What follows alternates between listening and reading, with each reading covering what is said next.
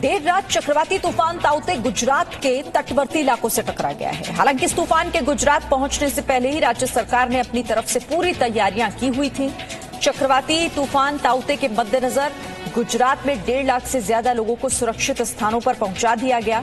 NDRF और SDRF की 54 टीमें पूरे गुजरात भर में तैनात की गई हैं। तो कई जगहों पर तेज हवाओं के साथ भारी बारिश अभी भी हो रही है। देर रात गुजरात के तटवर्ती इलाकों से ताउते तूफान टकराया है। हालांकि पहले से ही तटीय इलाकों में जो लोग मौजूद थे उन्हें सुरक्षित स्थानों पर पहुंचाने का काम शुरू हो गया था। 54 टीमें गुजरात में तैनात की गई हैं, एनडीआरएफ और एसडीआरएफ।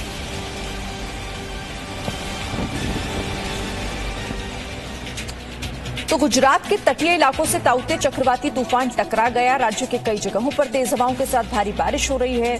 एसडीआरएफ और एनडीआरएफ और साथ ही सेना को एहतियातन तैनात किया गया है। 1.5 लाख से ज्यादा लोगों को सुरक्षित स्थानों पर पहुंचाया गया।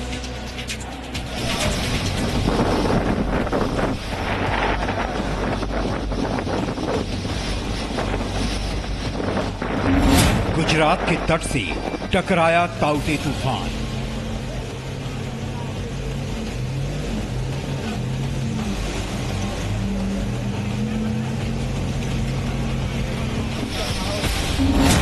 अब गुजरात में भी ताउते से तबाही।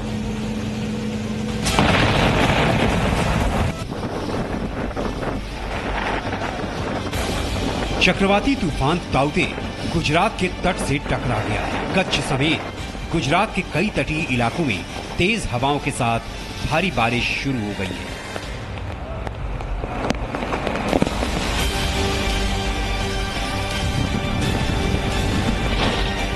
ताउते को ध्यान में रखते हुए गुजरात में 1.5 लाख से ज्यादा लोगों को सुरक्षित जगहों पर पहुंचा दिया गया है, ताकि एक भी व्यक्ति इसकी चपेट में न आ जाए।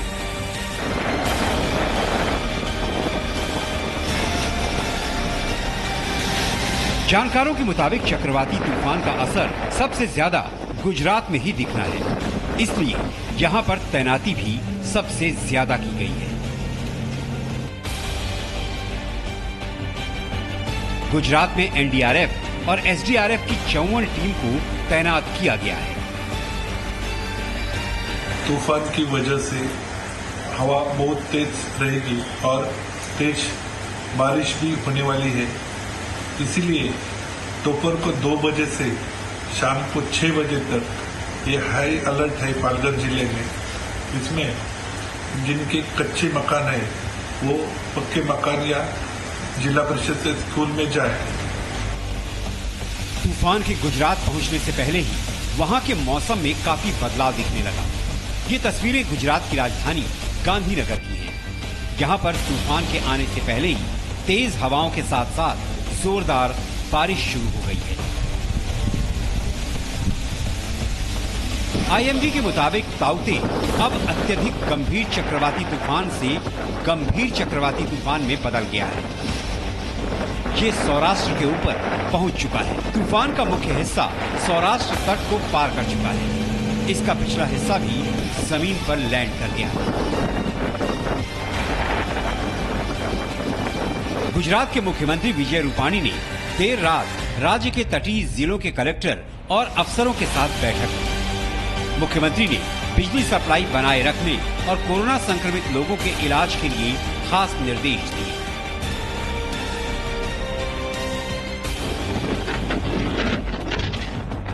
ये सड़क सोमनाथ से दीप को जोड़ती है। बीती रात ताउते तूफान की वजह से इस पर पेड़ उखड़कर गिर गए। यातायात बाधित हो गया। सेना ने इस सड़क को दोबारा शुरू किया। इलाके में काफी लंबा जाम लग गया था। ये तस्वीरें दीप की हैं। तूफान की वजह से सड़क पर एक पेड़ गिर गया। डिजास्टर मैनेजमेंट की टीम ने इस सड़क को दोबारा खोलने का मोर्चा संभाला। काफी मुश्किलों के बाद सड़क पर गिरे पेड़ और बिजली के खंभे को हटाया जा सका।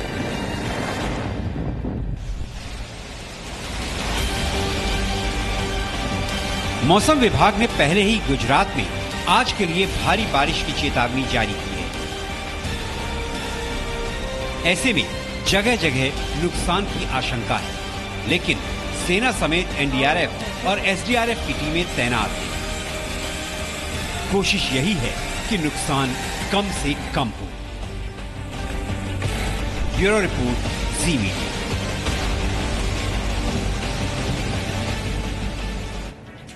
तो ताउते तूफान 4 राज्यों से गुजर चुका है। महाराष्ट्र में तूफान ने 6 लोगों की जान ले ली, 9 लोग जख्मी हैं। 2000 से ज्यादा घरों को नुकसान पहुंचा है। ताउते भारत के जिन जिन समुद्री तटों से गुजरा, वहां पर क्या हालात हो गए हैं, एक रिपोर्ट आप देखिए।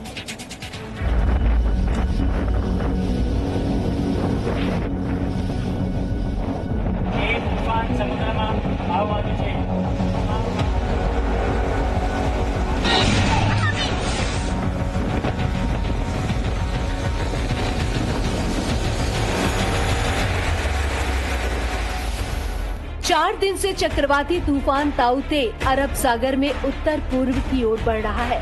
14 तारीख को वो तमिलनाडु और केरल से गुजरा। 15 मई को कर्नाटक के तटीय इलाकों से गुजरा। 16 मई को महाराष्ट्र और अब 17 मई को गुजरात तट से टकरा गया, जिसका नाम है ताउते।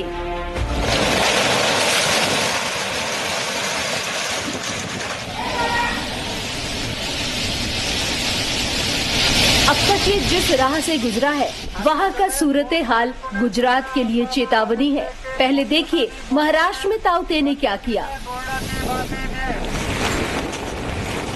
ताउते जब मुंबई के समंदर तट से 70 किलोमीटर दूर से गुजर रहा था, तो मुंबई का समंदर शहर में घुसपैठ को उतावला था। ये हाई टाइड का वक्त था और समंदर का नजारा किसी चक्रवाती तूफान से जरा भी कम नहीं।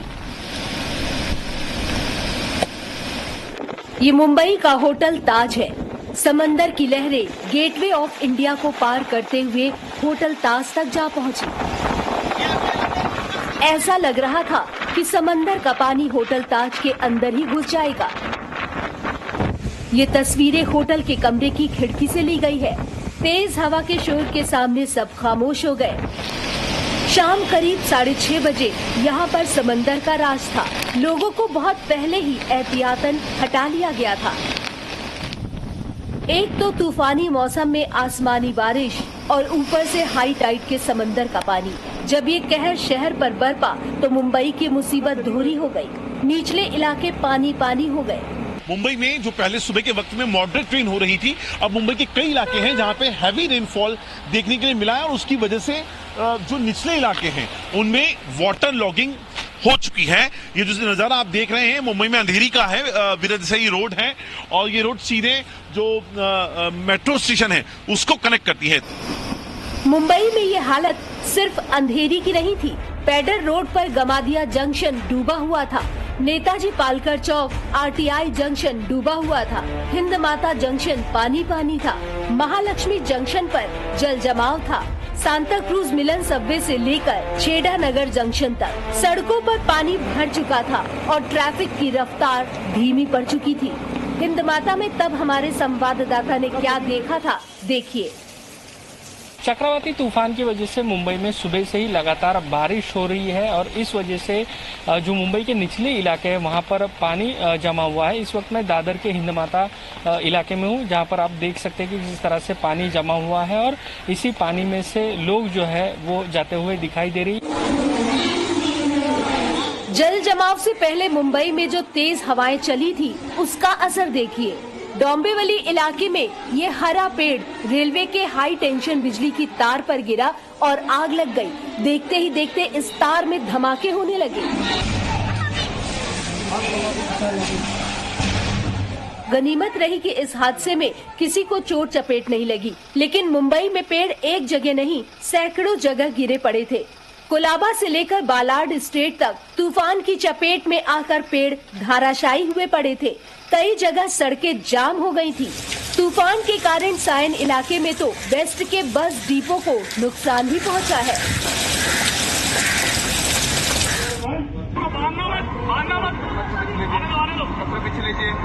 तूफानी समंदर में जब जहाज फंसता है तो उस पर सवार लोग ही इस दहशत को महसूस कर सकते हैं। कर्नाटक के दक्षिण कन्नड़ जिले में ये उस वक्त की तस्वीरें हैं जब तूफान ताउते कर्नाटक के सामने समंदर में ताकत दिखा रहा था। कोरोमंडल नाम का टगबोट चट्टान से टकराने के बाद तूफान का सामना कर रहा था। उस पर 9 लोग सवार थे। हालांकि सबको सुरक्षित बचा लिया गया, लेकिन इस तूफान ने कर्नाटक में 4 और गोवा में 2 लोगों की जान ले ली। केरल से ये तूफान 3 दिन पहले गुजर चुका है।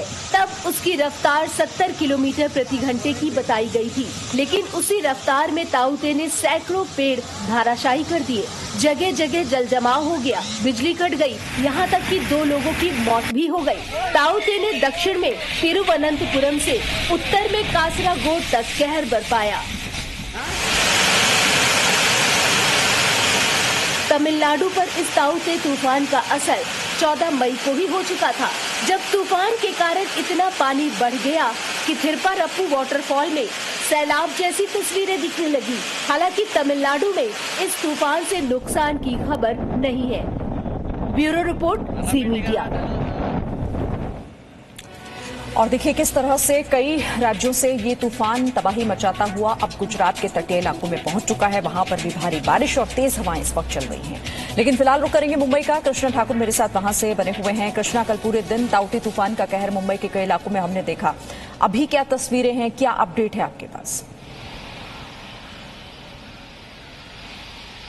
श्रीन, देखिए ये हम मौजूद है मुंबई के वर्ली इलाके में, और मैंने पहले भी जैसे कहा कि गुजरात मूव करने से पहले मुंबई में ताउते को जो काम करना था उसने वो काम कर दिया है। ये आफ्टर इफेक्ट हम आपको दिखा रहे हैं। आप मेरे पीछे देखिए कि किस तरीके से यहाँ पर आपको एक बस दिखाई देगी, स्कूल बस है ये, और जगह जगह पे ये आलम है कि एक जगह नहीं, 2 जगह नहीं, बल्कि सैकड़ों ऐसे जगह है जहाँ पे पेड़ जो है वो तेज हवा के बाद गिरी है। और इसी तरीके से जो है पब्लिक ट्रांसपोर्ट का पब्लिक जो है फाइनेंशियल लॉस हुआ है। बहुत सारे ऐसे जगह है जहाँ पे गाड़ियों पे जो है गाड़ियां गिरी, गाड़ियों पे ये जो पेड़ें गिरी हुई है, इस तरीके से सैकड़ों गाड़ी जो है वो डैमेज हुई है। राहत की बात इन सब के बीच में यह है कि ह्यूमन लॉस को मुंबई तक जो है वो बीएमसी कर्मचारियों ने कंट्रोल किया है।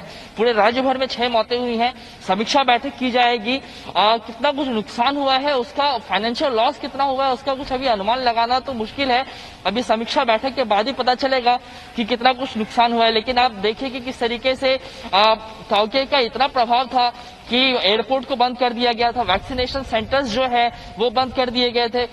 शनिवार रविवार को वो दोनों बंद कर दिया गया था। और आज के लिए जो वैक्सीनेशन सेंटर का भी जो अपडेट है वो ये कि जो सिलेक्टेड एरियाज है वहीं पे वैक्सीनेशन सेंटर जो है वो खुले रहेंगे। तो अब देखिए कि किस तरीके से तूफान जो है वो मूव कर गया है। खतरा जो है वो मुंबई के लिए काफी हद तक टल गया है, लेकिन अभी भी 12 से 14 घंटे जो है वो मुंबई के लिए चुनौतीपूर्ण भरे हैं। और जिस तरीके से ये तबाही का मंजर चारों साइड बचा हुआ है, आपको बताएं कि अभी भी जो रात भर से बीएमसी के कर्मचारी लगे हुए हैं, और लेकिन जिस तरह से मंजर दिख रहा है उस तरीके से कह सकते हैं कि अभी भी इस पूरे क्लीनिंग के प्रोसेस में 12 से 13 घंटे का काम लग सकता है। शिरीन, अच्छा कृष्णा, कहां पर मुंबई में ज्यादा नुकसान की खबर है?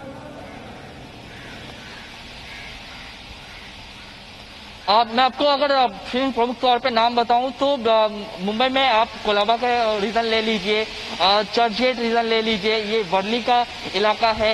इस जगह पे जल जमाव की स्थिति बन गई थी, ट्रेन सेवाएं प्रभावित हो गई थी। और अभी आप देख सकते हैं किस तरीके से बारिश जो है वो बंद है, लेकिन हवा की रफ्तार कम होने का नाम नहीं ले रही है। अभी इस वक्त भी जो है हवा 100 से 120 किलोमीटर के प्रति घंटे की रफ्तार से चल रही है। कृष्णा, कल जिन जिन सुविधाओं पर पाबंदी लगाई गई थी, क्या आज वो भी जारी रहेंगी? आज भी श्री, आपको बताऊं कि जिस तरीके से एयरपोर्ट को बंद किया गया था, 12 घंटे से ज्यादा का समय हो गया था एयरपोर्ट को। कल सुबह 11 बजे के बाद उसको बंद कर दिया गया था। रात 10 बजे इसको फिर से चालू कर दिया गया। वैक्सीनेशन के लिए मैंने आपसे कहा कि तूफान को देखते हुए शनिवार और रविवार दोनों दिन बंद कर दिया था, लेकिन आज जो है सिलेक्टेड जगहों पे जो वैक्सीनेशन की शुरुआत की गई है। बाकी जगहों पे जिस तरीके से बांदावली सीलिंग को बंद किया गया था, मोनो रेल को बंद किया गया था, रेल सेवाएं प्रभावित हो गई थी। तो ऐसा कहा जा सकता है कि अगर समय पे काम पूरा हो जाएगा तो सभी सेवाएं सुचारू रूप से फिर से चालू कर देगी, लेकिन अभी भी इसमें थोड़ा सा समय लगेगा। ठीक है। और देखिए, हम जैसे बात कर भी रहे थे ना, हालांकि अभी आंकड़े आने में थोड़ा वक्त लग जाएगा कि किस तरह से नुकसान हुआ है, लेकिन तस्वीरें तो हम देख ही रहे हैं। और नुकसान महाराष्ट्र को हुआ है, 6 लोगों की जाने की खबर अब तक आ रही है। कृष्णा,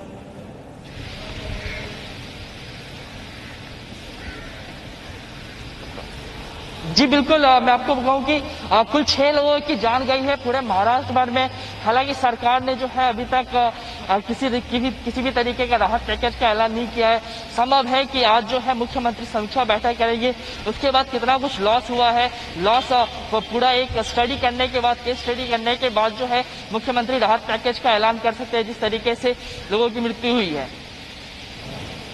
बिल्कुल, क्योंकि नुकसान हुआ है। और कृष्णा, अगर मुमकिन हो तो आसपास की तस्वीरें जरा दिखाइएगा। आपके आसपास दिखाई भी दे रहा है कि क्या नुकसान किस तरह से तेज हवाओं और बारिश की वजह से आसपास हुआ है। बिल्कुल, मैं आपको दिखाना चाहूंगा। आप देखिए कि कैमरे से आप देख सकते हैं कि किस तरीके से जहां तक आपकी नजर जाएगी आपको पेड़ ही पेड़ जो पूरे मुंबई में जो है गिरे हुए दिखाई देंगे। ये आप देख सकते हैं कि मेरे सामने एक स्कूल बस है, स्कूल बस के नीचे जो स्कूल बस के ऊपर जो पेड़ गिरा हुआ है, और ये पहला ऐसा जगह नहीं है जहां पे गाड़ियों को लॉस हुआ है। ऐसे कई जगह है जहां पर गाड़ियों के ऊपर इसी तरीके के पेड़ गिरे हैं। तो कह सकते हैं कि एक तरह ह्यूमन लॉस को कंट्रोल तो मुंबई में किया है बीएमसी ने, लेकिन गाड़ियां जो है वो बहुत सारी डैमेज हुई है। साथ ही साथ जो है कई ऐसे जगह है जहां पे बारिश के बाद जो है वो सड़कें, फुटपाथ जो है वो ढह गई थी। तो इन सब पूरा जो डैमेज कंट्रोल हुआ है तूफान के बाद, कह सकते हैं कि करीबन 10 से 12 घंटे का समय और लगेगा इस पूरे क्लीनिंग प्रोसेस को। शिरीन, ठीक है, शुक्रिया आपका फिलहाल कृष्णा हमारे साथ जुड़ने के लिए, तस्वीरें हम तक पहुंचाने के लिए। Presenting B News app available on Google Play and App Store. Download it now.